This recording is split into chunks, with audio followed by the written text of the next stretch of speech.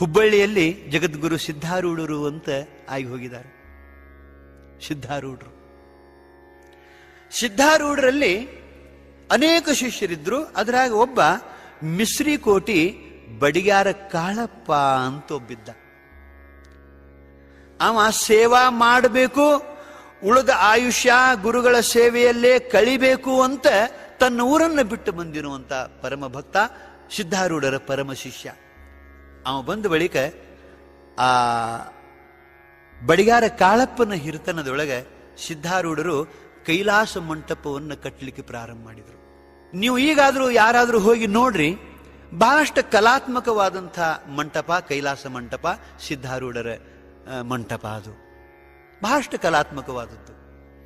ಅದನ್ನು ಬಡಿಗಾರ ಕಾಳಪ್ಪ ಬಹಳಷ್ಟು ತನ್ನ ವಿದ್ಯಾಬುದ್ಧಿಯನ್ನು ಬಳಸಿ ಆ ಮಂಟಪವನ್ನು ಕಟ್ಟಿದವ. ಅವ ದಿನಾಲು ಸೇವಾ ಮಾಡ್ತಿದ್ದ, ಶಾಸ್ತ್ರ ನಡೆದಾಗ ಶಾಸ್ತ್ರ ಶ್ರವಣ ಮಾಡ್ತಿದ್ದ. ಆ ಬಳಿಕ ತನ್ನ ಕೆಲಸಕ್ಕೆ ಮತ್ತು ಕೈಲಾಸ ಮಂಟಪದ ಕೆಲಸಕ್ಕೆ ತೊಡಗ್ತಿದ್ದ, ಮತ್ತು ಅಲ್ಲೇ ಮಠದೊಳಗನ ಪ್ರಸಾದ ಮಾಡ್ತಿದ್ದ. ಉಳಿದ ಆಯುಷ್ಯ ಸೇವೆಯಲ್ಲೇ ಕಳಿಬೇಕು ಅಂತ ಬಂದವ.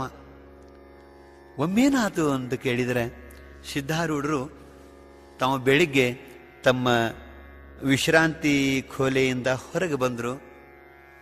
ಮಿಶ್ರಿಕೋಟಿ ಬಡಿಗಾರ ಕಾಳಪ್ಪ ಇನ್ನು ಅಪ್ಪ ಅವ್ರಿಗೆ ಹೋಗಿ ನಮಸ್ಕಾರ ಮಾಡಿ ನಾ ಕೆಲಸಕ್ಕೆ ಹತ್ತಬೇಕು ಅಂತ ಕಾಳಪ್ಪ ಅವರಿಗೆ ಬಂದು ನಮಸ್ಕಾರ ಮಾಡಿದ. ಸಿದ್ಧಾರೂಢರು ಅವನ ಮುಖವನ್ನು ನೋಡಿದರು. ಹುಳು ಹುಳು ಹುಳು ಅಂಥೇಳಿ ಅವನ ದಿಟ್ಟಿಸಿ ಅವನ ಮುಖವನ್ನು ನೋಡಿದರು. ಮುಖ ನೋಡಿ ಹೇಳ್ತಾರೆ ಸಿದ್ಧಾರೂಢರು, ಕಾಳಪ್ಪ, ನೀ ಮಾಡುವಂತ ಈ ಕೈಲಾಸ ಮಂಟಪದ ಕೆಲಸ ಅರ್ಧಕ್ಕೆ ಉಳಿಯುವಂಗೆ ಕಾಣ್ತೈತೆ ಅಲ್ಲೋ ಅಂತಂದ್ರು. ಈ ನೀ ಮಾಡು ಕೆಲಸ ಅರ್ಧಕ್ಕೆ ಉಳಿಯುವಂಗೆ ಕಾಣ್ತೈತೆ ಅಲ್ಲೋ ಅಂತ ಅನ್ನೋದಕ್ಕೆ ಸಿದ್ಧಾರೂಢರ ಪರಮ ಶಿಷ್ಯನಾದಂಥ ಕಾಳಪ್ಪ ತಿಳ್ಕೊಂಡು ಬಿಟ್ಟ, ನನಗೆ ಮರಣದ ಅಂತ ಹೇಳಿ, ನನ್ನ ಆಯುಷ್ಯ ಮುಗಿದತಿ ಅಂತ ತಿಳ್ಕೊಂಡು ಬಿಟ್ಟ. ಅವಾಗ ಹೇಳ್ತಾನೆ, ಯಪ್ಪ, ನನ್ನ ಆಯುಷ್ಯ ಇರುವ ಪರ್ಯಂತರ ನಿನ್ನ ಸೇವೆ ಮಾಡಿ ಧನ್ಯನಾಗಬೇಕು ಅಂತ ಬಂದಿದ್ನಿ. ಇದೊಂದು ಕೈಲಾಸ ಮಂಟಪದ ಕಾರ್ಯ ಮುಗಿಸಬೇಕು ಅಂತ ಬಂದಿದ್ನಿ. ಮತ್ತು ಅರ್ಧಕ್ಕೆ ಉಳಿತೈತಿ ಅಂತಂದ್ರೆ ಇನ್ನು ನಾ ಏನು ಮಾಡಕ್ ಸಾಧ್ಯದಪ್ಪ, ಉಳಿದ್ರೆ ಉಳಿವಾಲ್ತಕ ಅಂತ ಕಾಳಪ್ಪ ಹೇಳಿದ. ಅದಕ್ಕೆ ಸಿದ್ಧಾರೂಢರು, ಇಲ್ಲಪ್ಪ, ಅದು ನಿನ್ನ ನೇತೃತ್ವದೊಳಗೆ ನಡೆದಂಥ ಕಾರ್ಯ, ಅದು ನೀನ ಮುಗಿಸಿದ್ರೆ ಚಲೋ ಆಕ್ಕತಿ ಅಂತಂದ್ರು. ಕಾಳಪ್ಪ, ಅದು ನಿನ್ನ ಕೈಲೇನ ಮುಗಿದ್ರೆ ಚಲೋ ಆಕ್ಕತಿ ಅಂತಂದ್ರು. ಅದಕ್ಕೆ ಅವಂತಾನ, ಅದು ನಿನಗೆ ಬಿಟ್ಟಿದ್ದೆಯಪ್ಪ ಅಂದವ. ನನ್ನ ಕೈಯಿಂದ ಮುಗಿಸ್ಬೇಕೋ ಬಿಡಬೇಕು ಅನ್ನೋದು ಅದು ನಿನಗೆ ಬಿಟ್ಟದ್ದು ಅಂತಂದಾಗ ಸಿದ್ಧಾರೂಢರಂತಾರು, ಕಾಳಪ್ಪ, ಇನ್ನೊಂದು 20 ವರ್ಷ ಹೆಚ್ಚು ಮಾಡೋಣಪ್ಪ ನಿನ್ನ ಆಯುಷ್ಯ ಅಂತಂದ್ರು.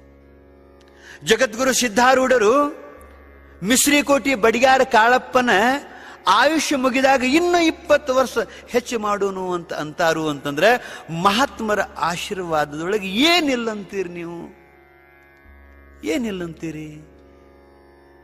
ಅದಕ್ಕೆ ಹೇಳಿದ್ರು, ಅಭಿವಾದನಶೀಲಸ್ಯ ನಿತ್ಯಂ ವೃದ್ಧೋಪಸೇವಿನಃ ವಯೋವೃದ್ಧರ ಸೇವಾ, ಜ್ಞಾನವೃದ್ಧರ ಸೇವಾ, ತಪೋವೃದ್ಧರ ಸೇವಾ, ಆಶ್ರಮ ವೃದ್ಧರ ಸೇವಾ ನಾವು ಮಾಡಿದರೆ, ತಪಸ್ವಿಗಳ ಸೇವಾ ನಾವು ಮಾಡಿದರೆ ಅವರು ತಮ್ಮ ತಪೋಬಲದಿಂದ ನಮ್ಮ ದೈವದೊಳಗೆ ಇಲ್ಲದ್ದನ್ನೂ ಕೊಡ್ತಾರಪ್ಪ.